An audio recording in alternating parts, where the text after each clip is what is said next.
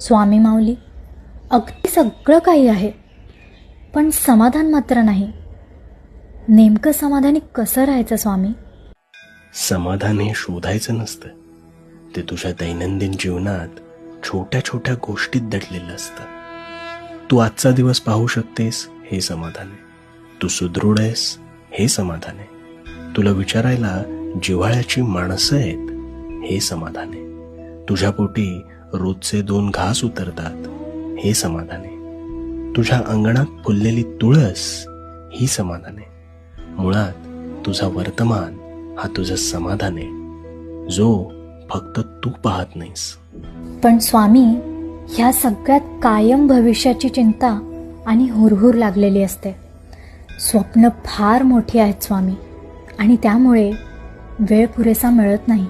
भविष्याच्या चिंतेत तुझ्या दारी उभा असलेला